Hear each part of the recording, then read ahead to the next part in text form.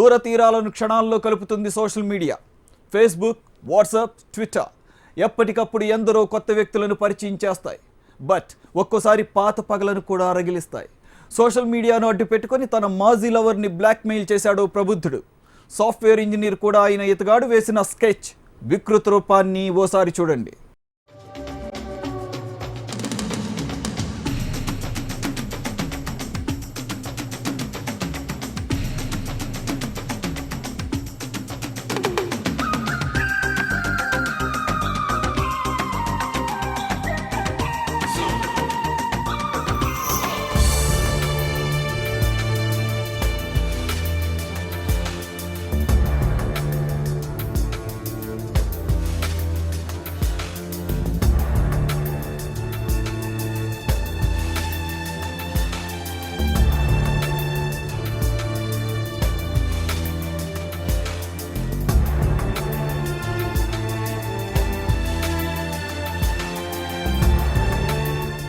Bye ఫ్రెండ్తో సరదాగా తిరిగిన ఆమెకు ముచ్చెమటలు పడుతున్నాయి ఎందుకు?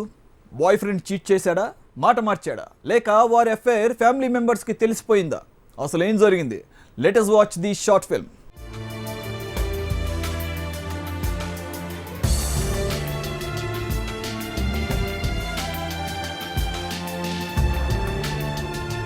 హలో అమ్మా చెప్పు. ఏం లేదు, బాగానే ఉన్నాను. ఏం లేదు, కొంచెం జలుబు చేసిందిలే.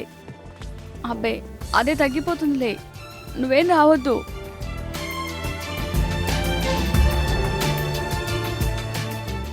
నీ దగ్గర ఏం దాచలేదు. నీ మీద ఒట్టా? నీ మీద ఎందుకు, నా మీద వేసుకుంటా. నేను పోతే పీడ విరిగడవుతుంది.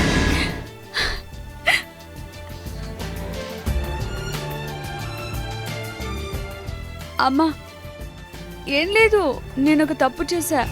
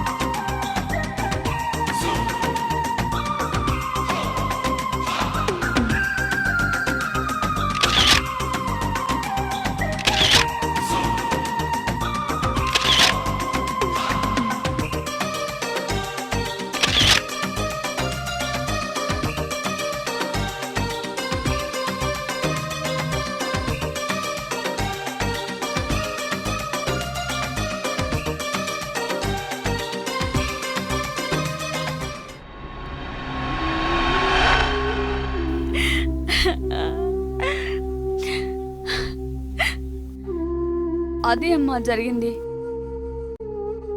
కానీ తర్వాత వాడు ప్లే బాయ్ అని తెలిసింది. వాడిని దూరం పెట్టా, ఫోన్ నంబర్ మార్చేసా. అయితే ఆ స్టూపిడ్ కలిసి తిరిగినప్పుడు తీసుకున్న పిక్స్ FBలో పోస్ట్ చేశాడు మమ్మీ. నా ఫ్రెండ్స్ అందరూ తిడుతున్నారు. నాకు చచ్చిపోవాలనుంది mummy.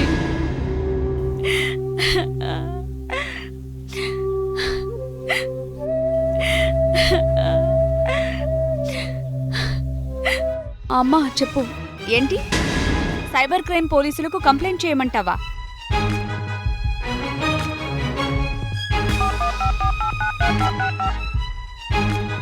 Hello, is it cyber crime?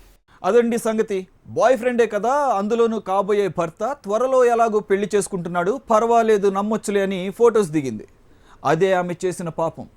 ప్రియుడనే నమ్మింది, కానీ ఆమెకి ఆ క్షణంలో తెలియలేదు తాను ప్రేమించింది ఓ కాల నాగునని, ఎప్పటికైనా కాటేస్తుందని. షార్ట్ ఫిల్మ్లో మీరు చూసిన క్యారెక్టర్ రియల్ లైఫ్లో ఓ సాఫ్ట్వేర్ ఎంప్లాయీ ఎదుర్కొంది.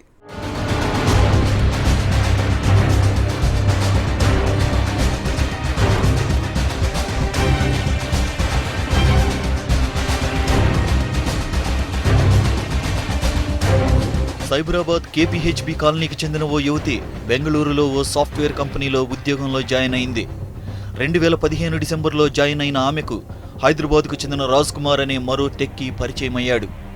ఇద్దరిది ఒకే ఊరు కావడంతో యువతి అతనితో కొంత క్లోజ్గానే మూవ్ అయింది. దాన్ని అవకాశంగా భావించిన రాజ్ కుమార్ ఆమెను ప్రేమిస్తున్నట్లు నటించాడు. అంతేకాదు, వీలున్నప్పుడల్లా ఆమెతో ఫొటోస్ దిగాడు. ఈ నేపథ్యంలో ఆమెకు హైదరాబాద్ ట్రాన్స్ఫర్ అయింది.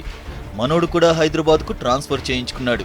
కానీ హైదరాబాద్ వచ్చాక సీన్ మారిపోయింది. ఆ యువతికి తల్లిదండ్రులు వేరే పెళ్లి నిశ్చయించారు.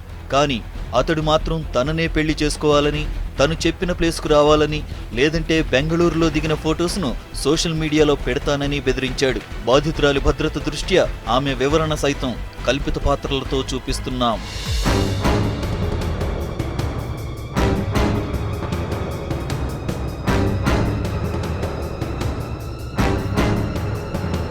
నేను బెంగళూరులో జాబ్ చేసేటప్పుడు నా కొలిక్ కదా అని బైక్ మీద వెళ్ళేదాన్ని. అప్పుడప్పుడు కాఫీ షాప్కి వెళ్ళేవాళ్ళం. అలాగే ఫోటోలు కూడా దిగాం. దాన్ని అతను ఆసరాగా తీసుకుని బ్లాక్ మెయిల్ చేయడం మొదలుపెట్టాడు. ఫేస్బుక్లో అక్కడక్కడ పెడతా అని చెప్పేసి బ్లాక్ మెయిల్ చేస్తున్నాడు.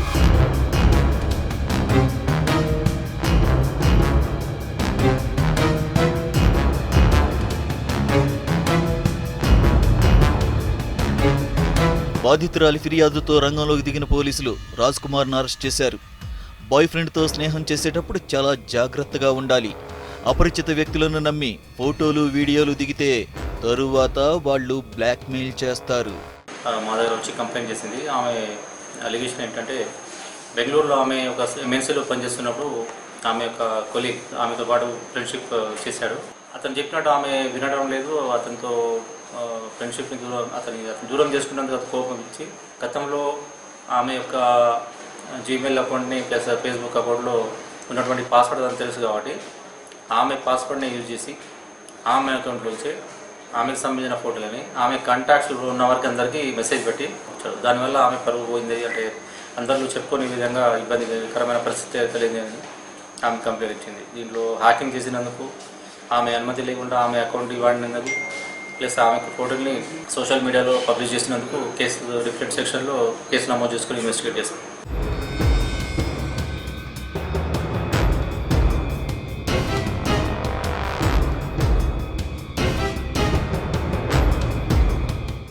హెచ్ఎంటీవీ ప్రేక్షకులకి అందరికీ ఒక చిన్న మెసేజ్.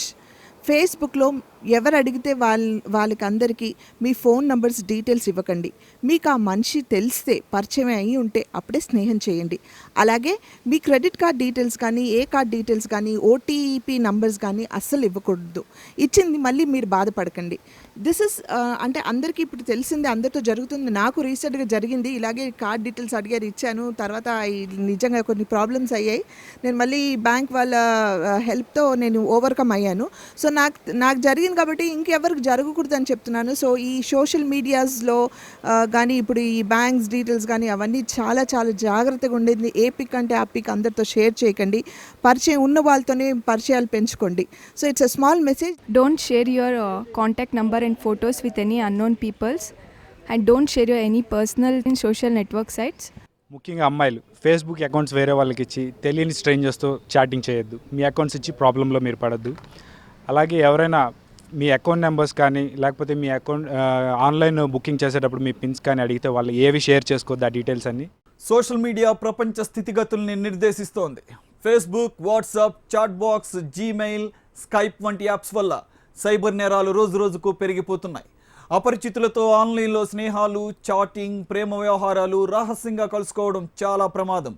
సోషల్ మీడియాలో ఫోటోలు, వీడియోలు షేర్ చేసేటప్పుడు ఇతరులు చూడకుండా ప్రైవసీ సెట్టింగ్స్ ఏర్పాటు చేసుకుంటే బెటర్. లేకపోతే మీ లైఫ్ మీ చేతిలో ఉండదు.